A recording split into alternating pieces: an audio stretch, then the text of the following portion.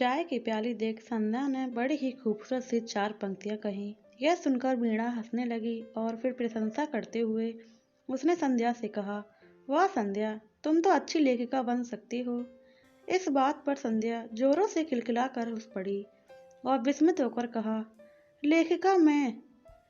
हाँ बिल्कुल, तुम्हारे भीतर छुपी हुई है यह प्रतिभा, इसे बाहर निकालो। वीणा ने गंभीर होते हुए कहा, मजाक मत करो वीणा, मैं तो सपने में भी लेखिका बनने के बारे में सोच नहीं सकती। संध्या ने नकारते हुए कहा। वीणा ने फिर कहा, मैं तुम्हारी दोस्त हूँ और तुम्हें बहुत अच्छी तरह से जानती हूँ, मैं मजाक नहीं कर रही हूँ।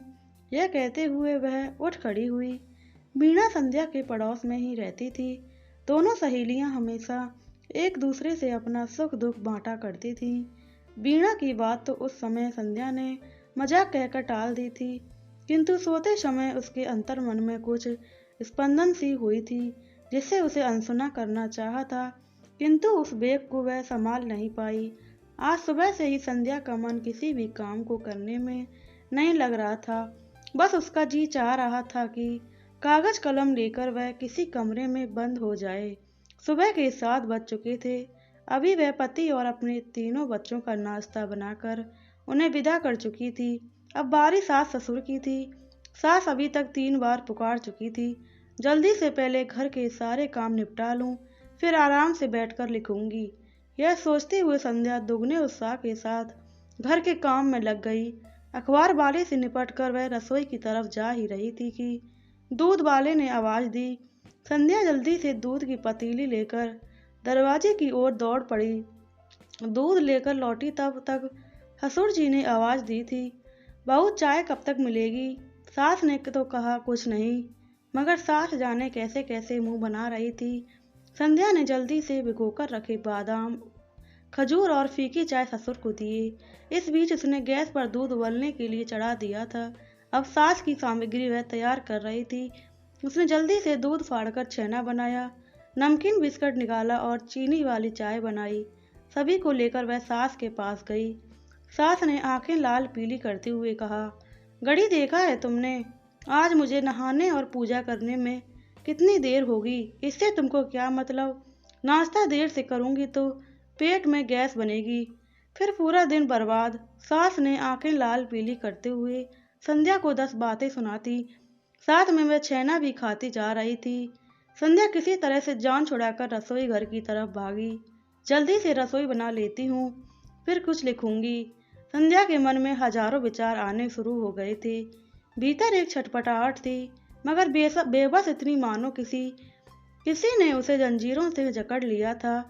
तभी धोबी की आवाज सुनाई पड़ी, मेम साहब कपड़े देने हैं तो दे दो। उसकी तंद्रा टूटी मानो 5वें तले से वह सीधे नीचे गिर पड़ी हो। आ रही हूँ कहते हुए उसने सास ससुर पति और बच्चों के कपड़े को इस तरह निकालना शुरू किया मानो सीबीआई के इंस्पेक्टर में घर में छापा मारी पड़ी हो। गुस्से और जलजलाहट के बीच में वह कपड़े गिनकर धोबी को दे रही थी।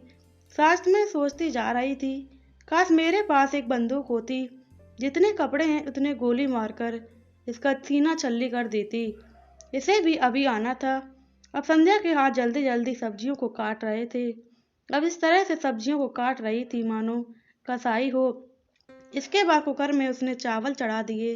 दाल चढ़ाकर जल्दी से आटा गूंथना शुरू किया, क्योंकि सास ससुर मॉर्निंग ब्रेकफास्ट के बाद को दूसरा ब्रेकफास्ट देना था।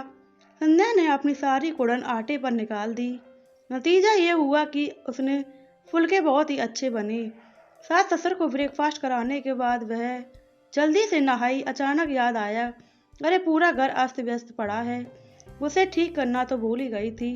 डस्टिंग भी करना है। संध्या के पति विशाल और बच्चों के जाने के बाद उस घर की हालत ऐसी हो जाती थी मानो थोड़ी देर पहले तूफान आया हो या पूरे घर में बंदर उछल कूद करके गए हो। बिखरे घर को संवारने और समेटने में संध्या को करीब आधा घंटा लग गया। वह सारे काम निपटाकर बाथरूम में घुसी और अभी नहाना ही शुरू किया था कि अचानक वह याद आया, वॉशिंग मशीन में कपड़े पड़े थे, उन्हें वह फैलाना भूल गई। नहाकर निकली तो जल्दी से सारे कपड़े उसने उतार कर तार पर फैलाए। गीले बालों को शिवजी की जटा की तरह बांधकर उसमें क्लेचर फंसा दिया और पूजा घर की तरफ दौड़ पड़ी। भगवान को अगरबत्ती दिखाने के बाद मंत्र पढ़कर बेचैनी में उसने एक अधर घंटी बजाना शुरू किया, जैसे साक्षात शिवजी के गण उसमें प्रवेश कर चुके हों। सास ससुर को प्रसाद देने के बाद उसने घड़ी देखा, 12 बज चुके। बच्चों को स्टॉप से लेने आना है। मैं निकलने को ही थी कि अचानक उसे याद आया, मैंने तो अभी नाश्ता भी नहीं किया। वह रसोई में दौड़ी, रोटी में सब्जी डालकर उसने रोल बनाकर वह मुंह में इस तरह ठूंस रही थी कि जैसे उपवास के पहले का खाना हो। घर में बच्चे आ चुके थे। उनकी धुआं चौकड़ी और सास ससुर के अनगिनत नखरों के बीच संध्या का सेकंड शिफ्ट का काम शुरू हो चुका था। इसे निपटाते हुए लगभग 2:45 हो चुके थे। थक हार कर वह अपने बेडरूम में आई। उसने बिस्तर पर लेटकर अपनी कमर सीधी की। थोड़ी राहत मिली तो सोचने लगी, 5 बजे विशाल के ऑफिस में आने के बाद मैं पूरी तरह से पैक हो जाऊंगी, क्योंकि उनके आते ही चाय नाश्ता, फिर रात के डिनर की तैयारी और उसी के साथ सुबह की तैयारी, फिर पति और बच्चों के साथ गपशप। इन सब के बीच तो मैं कुछ लिख ही नहीं पाऊंगी। संध्या ने फिर से अपने मन को समझाया कि चलो 2 घंटे का तो समय है, इस तरह रोज कुछ समय निकाल ही लूंगी। वह उठी, पेपर पैड और कलम लिया और सोचने लगी, क्या दिमाग तो बिल्कुल शून्य हो गया। मन में कोई विचार आ क्यों नहीं रहा। काम करते समय कितने विचार आ रहे थे, जा रहे थे, अब क्या हो गया। मैं तो सब भूल गई। पेपर पैड उसे सास ससुर की तरह आंखें फाड़ कर देख रहे थे और कलम बेचारा संध्या की उंगलियों में निर्जीव सा पड़ा था। इसी उधेड़-बुन में थकी हारी संध्या को नींद ने कब भ्रमित कर दिया, उसे पता ही नहीं चला।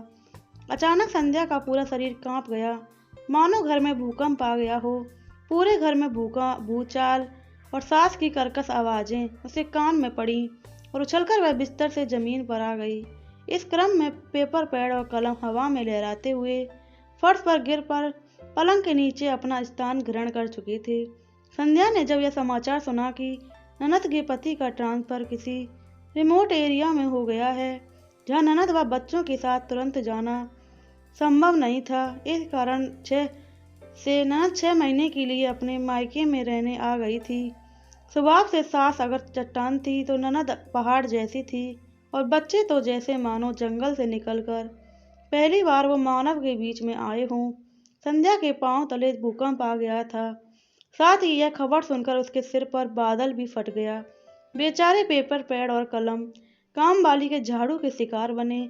अतः कूड़ेदान में बैठकर अपनी और संध्या दोनों की किस्मत पर आंसू बहा रहे थे, किंतु कूड़ेदान तो वह तो गर्व से सीना ताने अपनी किस्मत पर खिलखिला के हंस रहा था। प्लीज़ दोस्तों, वीडियो अच्छी लगी चैनल सब्सक्राइब करें, वीडियो को लाइक करें, कमेंट करें और शेयर करना बिल्कुल ना भूलें।